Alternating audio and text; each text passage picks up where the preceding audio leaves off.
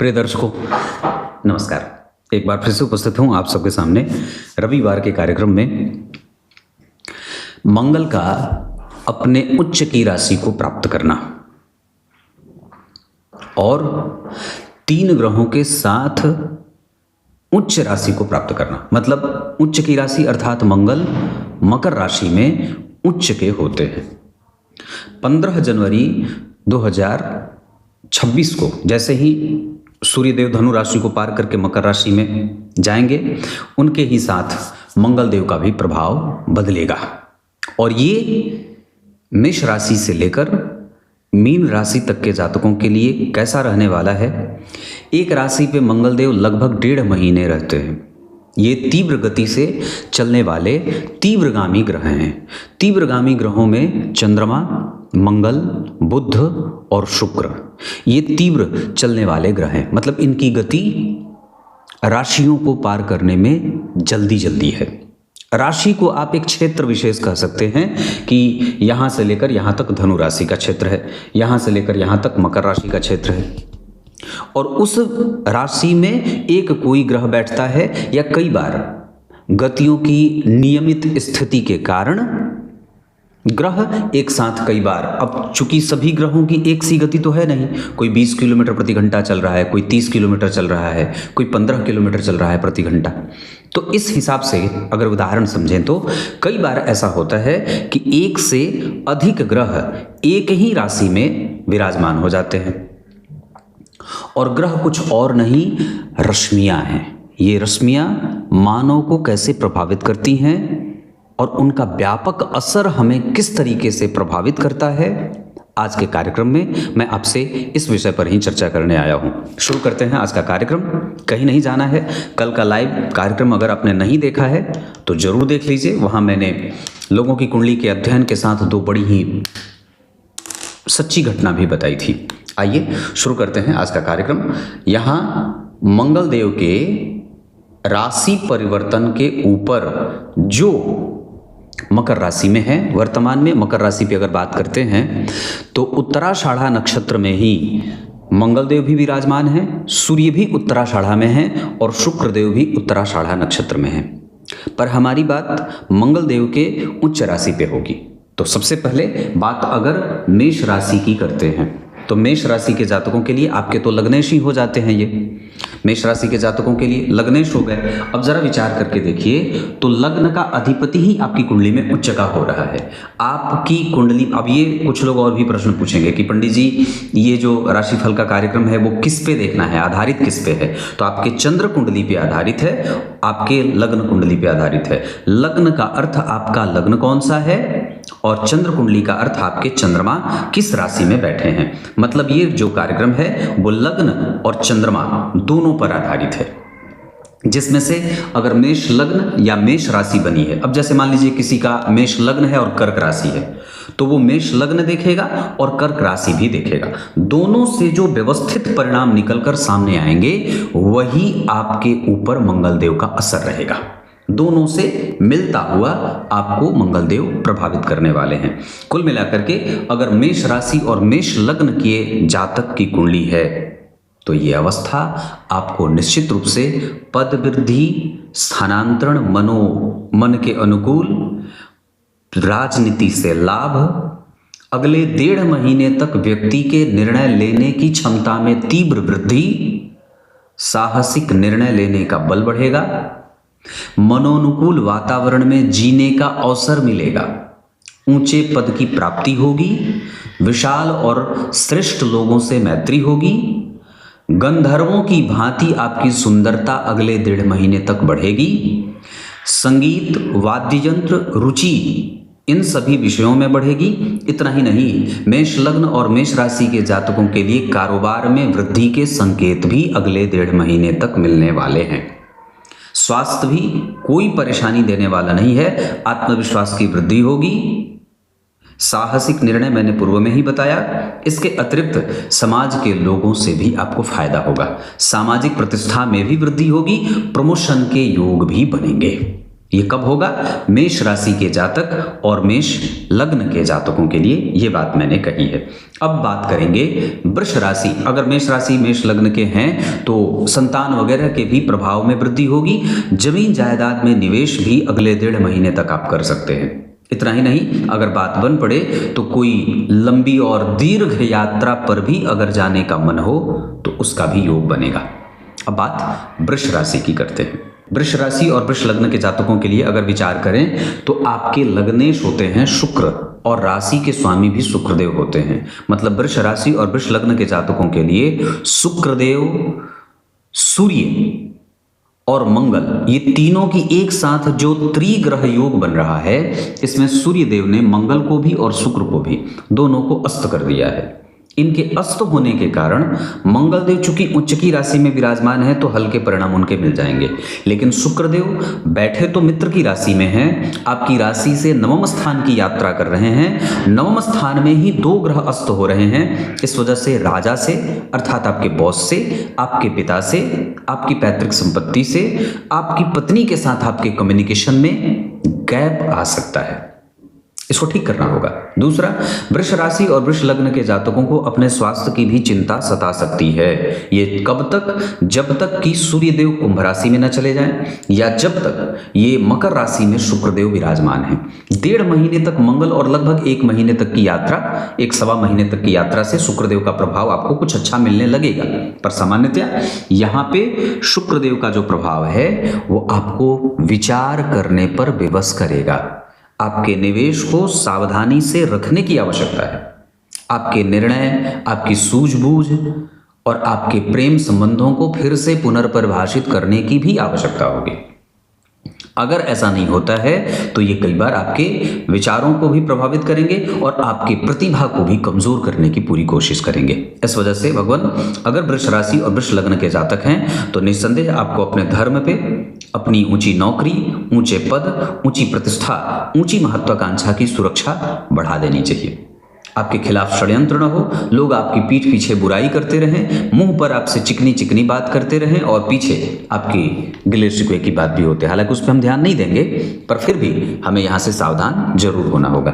वृष राशि के जातकों को देवी मैया की पूजा निश्चित रूप से करनी चाहिए। सावधानी अगर बात बन जाए तो देवी कवच का पाठ नियमित रूप से करना होगा।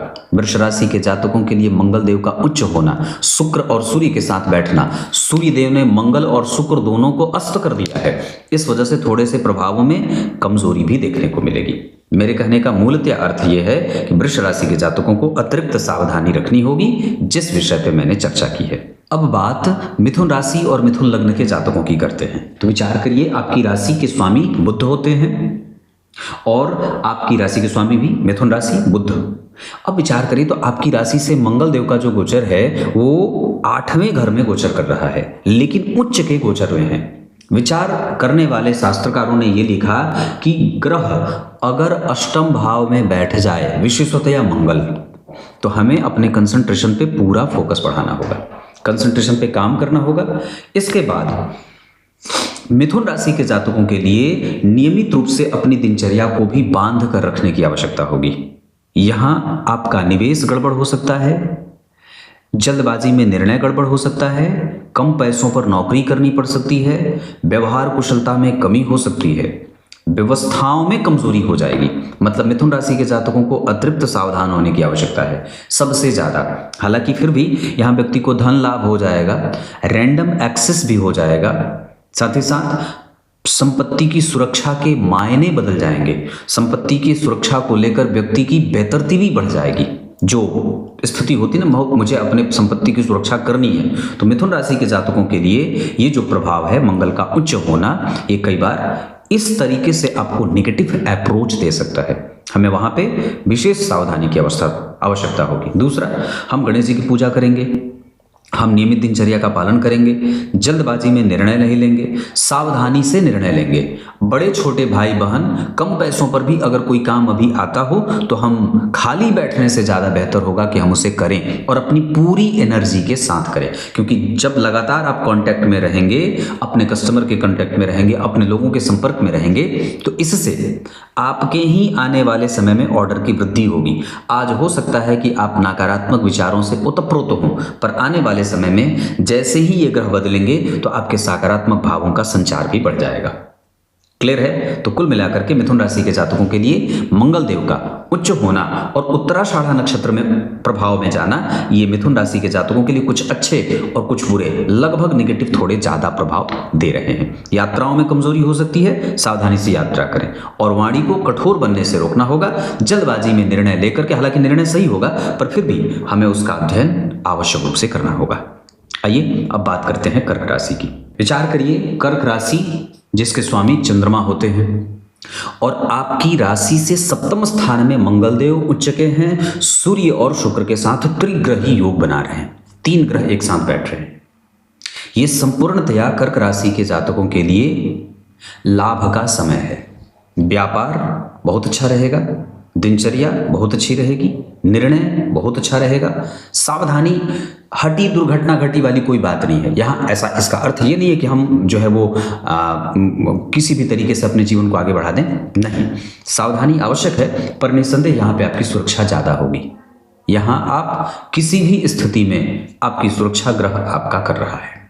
4 नंबर की राशि अगर आपकी कुंडली के चंद्रमा उस नंबर में विराजमान है, 4 नंबर में, अर्थात आपका लग्न भी अगर 4 नंबर से शुरू होता है, तो ये जो ग्रहों का गोचर हो रहा है जिसमें विशेषतः मंगल पर हमारी चर्चा हो रही है, तो कर्क राशि के जातकों के लिए ये व्यापार को और ऊंचा बढ़ाने वाला है। मूलतः अगर कर्क राशि के बारे में विचार करेंगे तो जो विशेषतः इंजीनियरिंग के क्षेत्र में काम करते हैं, डॉक्टरी के क्षेत्र में चीरफाड़ सर्जन वगैरह, उसके बाद कानून से संबंधित अगर क्षेत्र में काम करते हैं और बिल्डिंग और कंस्ट्रक्शन का काम करते हैं, तो कर्क राशि के जातकों के लिए अगले 1.5 महीने मंगल देव का गोचर बहुत ही उत्तम और सर्वश्रेष्ठ परिणाम करने वाला होगा। इसके अतिरिक्त और भी चीजें जब आप विचार करें, व्यापारी वर्ग भी अगर पत्थरों का काम करता है, डिजाइनिंग का काम करता है ना, और फैब्रिकेशन वगैरह का काम करता है, तो भी बहुत अच्छा है।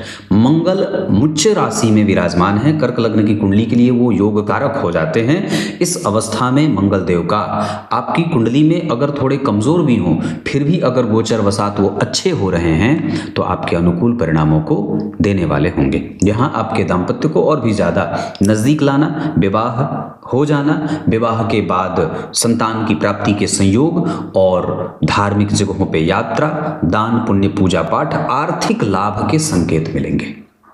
क्लियर है? अब बात सिंह राशि की करते हैं। सिंह राशि, सिंह लग्न के जातकों के लिए जो मंगल देव हैं वो आपकी राशि से 6वें घर में गोचर कर रहे हैं। 6ठा भाव नौकरी का होता है, प्रतिष्ठा में थोड़े बहुत शंकाओं का होता है, ऑब्स्टिकल का होता है। इस हिसाब से सिंह राशि के जातकों के लिए भाग्य का सुख मिलेगा, समस्या को समझने की शक्ति बढ़ेगी, डिप्लोमेसी बढ़ेगी, साहसिक निर्णय लेंगे, मजबूती से अपनी बात रखने में आपको मदद मिलेगी। बल, पराक्रम, धैर्य, उत्साह और तीव्र साहस की वृद्धि होगी, संचार होगा, कम्युनिकेशन बेटर हो जाएगा, निर्णय लेने की क्षमता मजबूत हो जाएगी, रोग प्रतिरोधक क्षमता भी सिंह राशि के जातकों की बढ़ने वाली है। इसका अर्थ होगा कि सिंह राशि और सिंह लग्न के जातकों के लिए मंगल देव का उच्च के राशि में गोचर करना बहुत ही ज़्यादा अनुकूल और बेहतर परिणाम देने वाला है। यहाँ आप अगर शिक्षक हैं, प्रोफेसर हैं, पढ़ाते हैं, धर्म के क्षेत्र में काम करते हैं, तीर्थ क्षेत्र में निवास करते हैं, है ना, कर्मकांड आदि का काम करते हैं, तो भी सिंह राशि के जातकों के लिए, प्रोफेसर वगैरह हैं, मैंने जैसे पूर्व में कहा, तो आपको बहुत ही ज़्यादा अच्छा लाभ मिल जाएगा। मतलब मंगल देव का सिंह राशि और सिंह लग्न के जातकों के लिए कर्क राशि की तरह ही लाभ के संकेत और भी ज्यादा मिलेंगे। यहाँ आप निर्बाध गति से आगे बढ़ते जाइए, प्रमोशन के योग बनेंगे, अच्छी नौकरी की प्राप्ति होगी, बेरोजगारी समाप्त होगी, विवाह के संकेत भी मिलेंगे और दुश्मनों का खात्मा होगा। क्लियर है? आदित्य हृदय का पाठ अगर बन पड़े तो कर लीजिए। वैसे विशेष चिंता की बात सिंह राशि के जातकों के लिए और कर्क राशि के जातकों के लिए बिल्कुल भी नहीं है। आपके मजबूती के लिए ही ग्रह आपके भाव से 6वें भाव में जाकर के उच्च का हुआ है, जहां मनोनुकूल वातावरण का निर्माण करता हुआ देखा जा रहा है। क्लियर है? अब बात कन्या की करते हैं। कन्या राशि, कन्या लग्न के जातकों के लिए जो मंगल देव होते हैं वो बहुत अच्छे भाव के स्वामी नहीं होते। मतलब अगर कन्या लग्न की कुंडली बनी हो तो विशेषतया वो चिंताओं को देने वाले ग्रह बन जाएंगे। इस हिसाब से अगर आप कन्या राशि और कन्या लग्न के हैं तो बेवजह की बातों पे अपना दिमाग बिल्कुल भी ना लगाएं। जो हो रहा है उसे प्रकृति के ऊपर छोड़ दें। निरंतरता से परमात्मा आपके ऊपर दृष्टि बनाए रखे हैं। उनके कृपा की कोई मांगने की कोई आवश्यकता नहीं है। उसे पता है कि आपको क्या चाहिए। मतलब ये जो अगले 1.5 महीने तक का समय है मंगल के गोचर का, वो आपका ध्यान ईश्वर के विश्वास की तरफ या ईश्वर में आपकी आस्था बढ़ाने का है। अपने निर्णय को बहुत ज़्यादा हावी मत होने दीजिए अपने ऊपर। किसी दूसरे के ऊपर भी डिप्लोमेसी मत करिए। बहुत ज़्यादा किसी के ऊपर जोरदार दबाव मत डालिए। जो हो रहा है उसको इंतजार करिए बदलने का और धैर्य से ऑब्जर्व करिए। कन्या राशि के जातकों को उस विषय पे ही चिंतन करने की आवश्यकता है जो आपके अधिकार क्षेत्रों में आता है, जिसका आपके ऊपर या जिसके ऊपर आपका कोई अधिकार नहीं है। उसको बदलने की कोशिश करने में हो सकता है कि आपका बना बनाया काम बिगड़ जाए या हो सकता है कि आपकी किरकिरी हो जाए। मतलब हम दलाली नहीं करेंगे, हम ब्रोकर का काम अगर करते हैं तो सावधानी से करेंगे। हम लालच में आकर के बहुत ज़्यादा किसी को धन नहीं देंगे या शेयर बाजार में बहुत बड़ा निवेश नहीं करेंगे। सावधानी रखेंगे और अगर हो सके तो बहुत ही जो व्यवस्थित जगह है जहाँ पे किसी भी प्रकार की कोई संवेदनशीलता बिल्कुल कमज़ोर है या कम है, जहाँ पे आप बिल्कुल ही सुरक्षित हैं, ऐसे जगहों की यात्रा करेंगे। यात्रा में सावधानी, विशेषतया जो पहले आपके द्वारा अविश्वास ठहराया गया है, जिसके ऊपर जिसको आपने अविश्वास एक बार अपने दृष्टि से कर दिया है, उसके ऊपर दोबारा विश्वास करना खतरे की घंटी बजा देगा।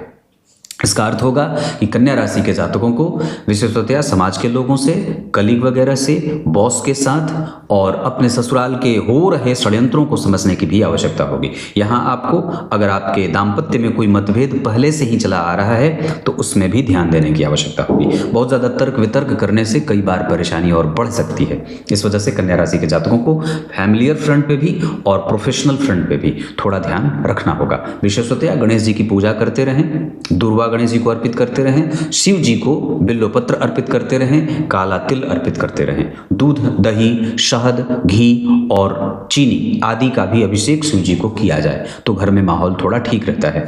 विशेषतया मैं ये बात कहूँगा, कन्या राशि के जातकों को सावधानी विशेष रखने की आवश्यकता होगी, क्योंकि ये आपकी चिंताओं को कई बार वहाँ से भी लेकर के आ जाएंगे जहाँ आप बिल्कुल ही विचार नहीं करते हैं। जहाँ से आप बिल्कुल सुरक्षित महसूस करते हैं, कई बार वहाँ से भी चिंताएं दिख जाएंगी। यात्राओं में गड़बड़ी होगी, निवेश करने में परेशानी हो सकती है या कई बार बना बनाया काम बिगड़ सकता है। बेवजह अटेंशन उस तरफ भी जाएगा, ऐसा ना हो, इसका ध्यान रखना होगा। अब बात करते हैं तुला राशि की। तुला राशि, तुला लग्न, अर्थात तुला राशि के अधिपति शुक्र होते हैं, चंद्रमा के भी। मतलब अगर चंद्रमा भी बैठे तो आपके अधिपति चंद्रमा, अगर तुला राशि में बैठे तो शुक्र देव है। तुला राशि और तुला लग्न के जातकों के लिए विचार करिए। कन्या राशि के लिए बता दिया, तुला राशि के लिए बात हो रही है। तो तुला राशि के जातकों के लिए आपकी कुंडली के धन भाव के स्वामी होते हैं और साथ ही साथ आपके सप्तम भाव के भी स्वामी होते हैं। इसका अर्थ होगा कि आपकी कुंडली में ये मारक भावों के स्वामी होते हैं। एक तो द्वितीय भाव और एक सप्तम भाव उन्हें मिल गया। मारकेश उच्च का हो रहा है। तुला लग्न की कुंडली के लिए लग्न के अधिपति शुक्र होते हैं, जबकि धन भाव के स्वामी होकर के मंगल देव और जन्म कुंडली के सप्तम भाव के स्वामी होकर के मंगल देव मारक हो जाते हैं। इस हिसाब से भगवान, अगर आप तुला राशि तुला लग्न के हैं तो अपने निवेश पे सावधानी बरतें, दाम्पत्य को फोकस में रखें, दिनचर्या को ठीक से बिताएं या दिनचर्या में किसी भी प्रकार की कोई कोताही न बरतें, एनर्जी अच्छी बना के रखें, बाहर का काम बाहर ही संभालें, घर के अंदर ला करके घर के माहौल को खराब करने की कोई आवश्यकता विशेष नहीं है। तुला राशि तुला लग्न के जातकों के लिए वाणी का प्रभाव कठोर हो सकता है। कई बार घर परिवार में कलह के वातावरण विकसित हो जाएंगे। विचारणीय विषय ये है कि हम उसी विषय पे चिंतन करें जहां पे हमारा कंट्रोल ज़्यादा हो सकता है। अन्यथा अगर थोड़ी भी आपकी पकड़ जिस विषय पे मजबूत नहीं है, कमज़ोर है, उसे यथावत छोड़ दीजिए। तुला राशि तुला लग्न के जातकों को जल्दबाजी में बोलना और कोई निर्णय सुना देना नुकसानदायक हो सकता है। हाँ, लेकिन इसमें एक फायदा जरूर होगा कि आपकी बुद्धि लब्धि क्षमता बढ़ जाएगी, पर उस विषय को बोल देना और सामने वाले को शत्रु बना लेना, ये ठीक नहीं होगा। तो अभी किसी के भी बारे में आपके मन में कोई भी विचार बन रहा हो, कोई भी भाव बन रहा हो, उसको अपने तक ही सीमित रखने का समय है। अभी उसको प्रकट करने का कोई समय नहीं है। अगर प्रेम संबंधों में आगे बढ़ना चाहते हैं तो थोड़ा रुक जाइए, मंगल को बीत जाने दीजिए। अगर ऐसा करेंगे तब जाकर के आपको फायदा होता दिखेगा, अन्यथा आज का निर्णय जो जल्दबाजी में लिया जाएगा वो कल के भविष्य को खराब कर सकता है। इस वजह से यहाँ पे हमें सावधान रहना होगा। तुला राशि, तुला लग्न के जातकों को पराक्रम करने की आवश्यकता है। परिणाम की चिंता अभी बिल्कुल भी मत करिए और जल्दबाजी में किसी से कुछ भी उत्तर देने से, रिएक्ट करने से बचिए। बात बन पड़े तो अगर देवी मैया की पूजा हो जाए तो कर सकते हैं, देवी कवच का पाठ कर सकते हैं, देवी सूक्त का पाठ कर सकते हैं, पीपल के वृक्ष की परिक्रमा कर सकते हैं। अपने पैतृक धन की सुरक्षा, पैतृक संपत्ति की सुरक्षा किस तरीके से बढ़ा सकते हैं, कुटुंबजनों से मतभेद को किस तरीके से कम किया जा सकता है, एक्सप्लेनेशन दे करके ही अगर सही पर कोई अगर आपकी बात मान रहा है तो एक्सप्लेनेशन कर दीजिए, पर विशेषतः ऐसी कोई भी बात मत बोलिए जिससे आपकी शत्रुता उनके साथ और भी ज़्यादा बढ़ जाए। मतलब सावधानी यहाँ पे रखनी हो। क्लियर है? अब बात करेंगे वृश्चिक राशि, वृश्चिक लग्न की। अब बात करेंगे वृश्चिक राशि, वृश्चिक लग्न, मतलब आपके लग्नेश और राशि के स्वामी ही उच्च के हुए हैं। ये बहुत अच्छी बात है कि अगर व्यक्ति की कुंडली का वृश्चिक राशि अगर बना और वही भाव का स्वामी उच्च का हो रहा है और अपने भाव से तीसरे, तो आपके लग्नेश ही हो गए मंगल, आपके राशि के स्वामी ही हो गए मंगल और वही उच्च के हैं, अस्त हैं। इस वजह से थोड़ा बहुत डिफर्मेटिव होंगे, थोड़ी बहुत कमजोरी देंगे, लेकिन कुल मिलाकर के ये जो ग्रह के साथ बैठ रहे हैं ये आपके व्यय को संतुलित करेगा। उसके साथ अगर बात करते हैं तो आपके प्रेम संबंधों को आगे बढ़ाने में महत्ती भूमिका भी निभाएगा।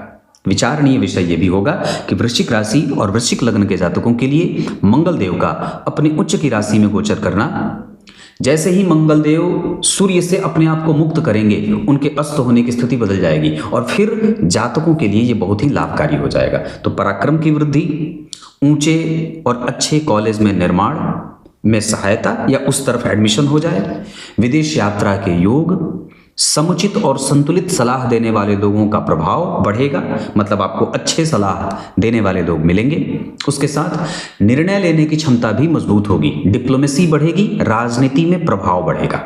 साथ ही साथ व्यापार, चाहे ट्रांसपोर्ट का हो या इंपोर्ट एक्सपोर्ट का हो, इस तरीके का कोई भी कारोबार करते हैं तो बहुत अच्छा होगा। हार्डवेयर और मैकेनिक्स से संबंधित कोई भी काम करते हो, सिविल इंजीनियरिंग से संबंधित कोई भी काम करते हो तो भी बहुत अच्छा रहेगा।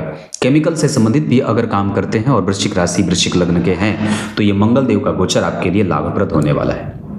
मंगल देव का गोचर उन सभी लोगों के लिए भी लाभप्रद होने वाला है जो मशीनरी के पास बैठकर काम करते हैं या मशीन के पास रहकर काम करते हैं।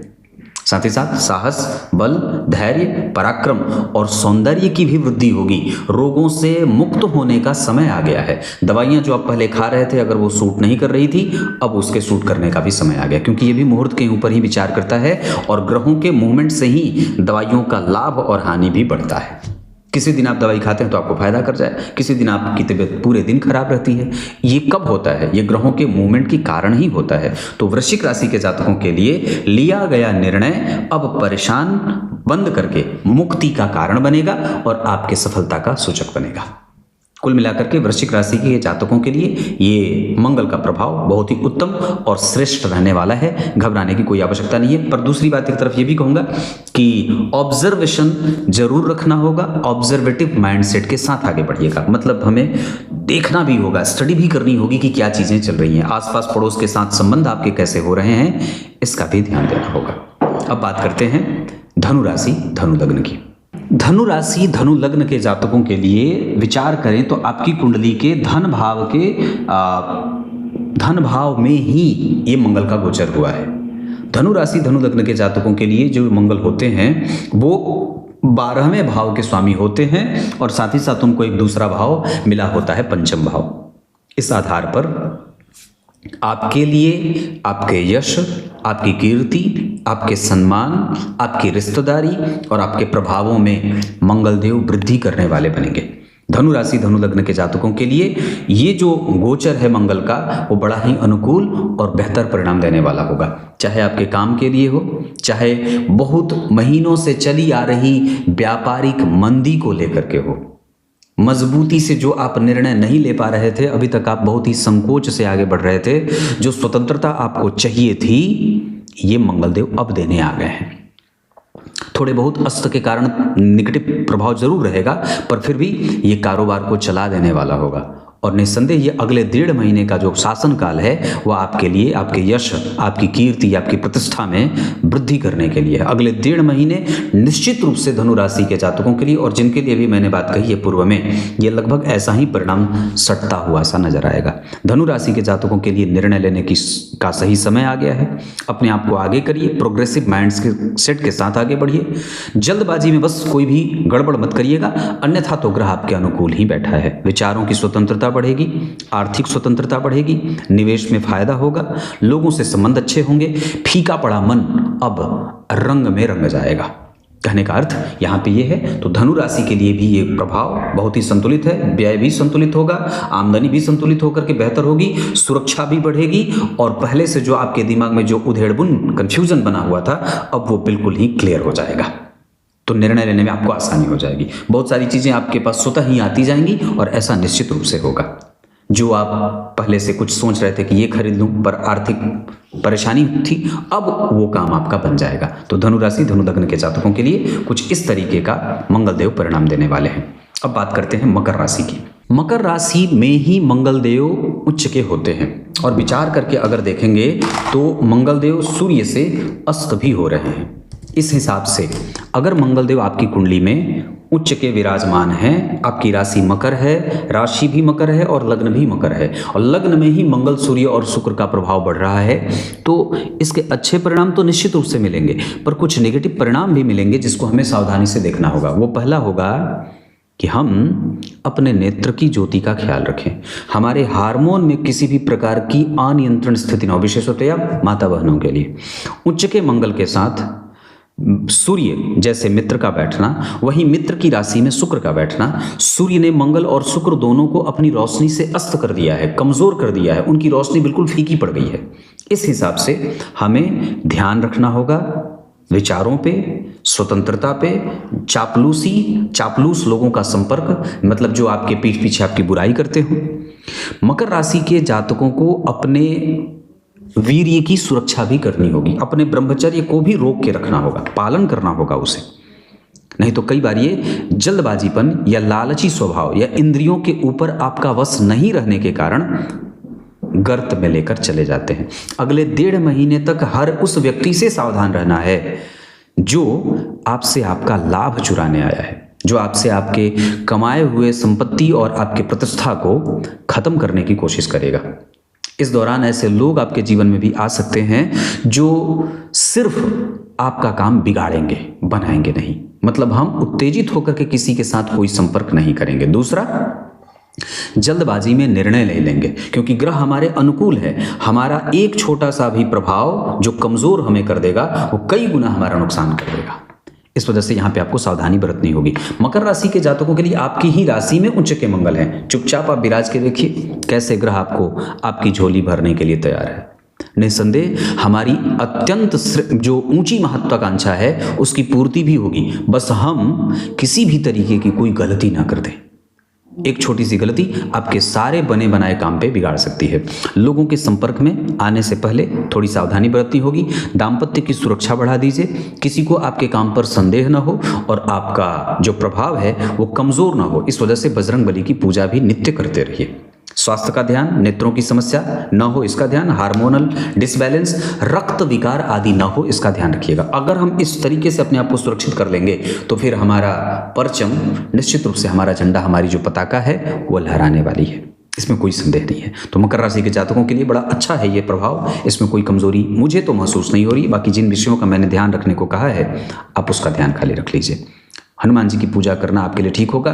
बजरंग बली के 12 नामों का नित्य 12 बार उच्चारण करिए, उससे भी आपका काम बन जाएगा।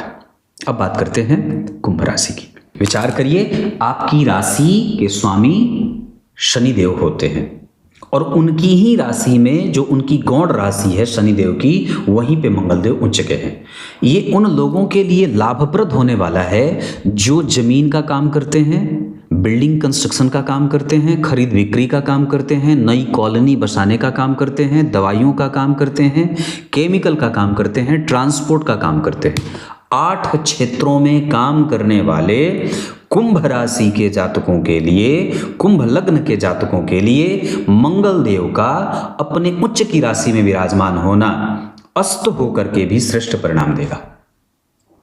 बिल्कुल पक्की बात है। तो कुंभ राशि के जातकों के लिए ये बड़ा ही सुनहरा मौका है। अगले 1.5 महीने तक मकर राशि में मंगल देव विराजमान हैं और आपको झोली भर देने की स्थिति में ले जाएंगे, और निश्चित रूप से इस ग्रह का संपूर्ण परिणाम आपको मिलने वाला है। इसमें जरा भी आपको संदेह नहीं करना चाहिए। कुल मिलाकर के कुंभ राशि के जातकों के लिए मंगल देव का मकर राशि में उच्च का होना बहुत ही बेहतर और बहुत ही श्रेष्ठ परिणाम देने वाला बना रहा है। बिल्कुल ही घबराने की कोई आवश्यकता नहीं। आप अपना काम करते जाइए, ग्रह आपके अनुकूल आपके काम को बनाएगा। जैसे व्यापारियों के लिए ये जो निर्णय है ना मंगल देव का उच्च का होना, ये कुंभ राशि के जातकों के लिए और कुंभ लग्न के जातकों के लिए बहुत ही ज़्यादा श्रेष्ठ परिणाम देने वाला है। जरा भी कोई घबराहट वाली बात नहीं है। यात्रा भी होगी, बाहर से ऑर्डर भी आने लगेंगे, आपका माल दूर तक पहुंचेगा भी, प्रचार भी बढ़ेगा, कम्युनिकेशन भी बेटर होगा। क्लियर है। बाकी जो नौकरी करने वाले हैं उनके लिए ये जो गोचर है वो सामान्य रहने वाला है, पर व्यापारियों के लिए जो कुंभ राशि के हैं और व्यापार करते हैं, प्राइवेट कंपनी में भी काम करते हैं, उनके लिए भी लगभग ये बहुत ही श्रेष्ठ परिणाम देने वाला है। कोई दिक्कत वाली बात नहीं है। अब आइए अंतिम राशि मीन राशि से आपका परिचय करा देते हैं। मीन राशि मीन लग्न के जातकों के लिए विचार करिए। मीन राशि मीन लग्न जहां के स्वामी होते हैं देवगुरु बृहस्पति और उनके मित्र होते हैं मंगल देव, लाभ भाव के स्वामी होते हैं। मीन राशि जब बनेगी तो लाभ भाव में मकर राशि बनेगी, और देवगुरु बृहस्पति की ये जो गौण राशि है, मंगल देव आपके लाभ में बैठे हैं। होते कौन हैं? तो मीन राशि के जातकों के लिए धन भाव के स्वामी होते हैं ना जी। जब यहाँ 12 नंबर लिखेगा तो 1 नंबर यहाँ जन्म कुंडली के द्वितीय भाव में लिखेगा। इसका अर्थ है कि मीन राशि और मीन लग्न के जातकों के लिए धनेश उच्च के हुए हैं, धन भाव का स्वामी उच्च का हुआ है। तो पैतृक संपत्ति की वृद्धि हो, लाभ का प्रभाव बढ़ेगा, यश प्रतिष्ठा बढ़ेगी। जिस निर्णय का आप अभी तक इंतजार कर रहे थे, अब उस निर्णय को प्राप्त करने का समय आ गया है। अगले 1.5 महीने मंगल देव आपको इतना बेहतरीन धन के मामले में परिणाम देने वाले हैं कि आप सोचिए ही मत। हाँ, साथ ही साथ थोड़े बहुत चिंताओं का कारण भी बढ़ेगा, पर वो बहुत ही नॉर्मल है, क्योंकि ये मीन राशि के जातक के लिए धन भाव के स्वामी होने के साथ साथ विचार करिए यहाँ पे एक इनको नेष्ठ भाव भी मिल जाता है।